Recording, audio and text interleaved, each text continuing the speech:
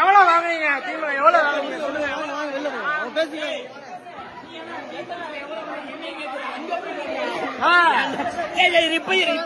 ஒரு 5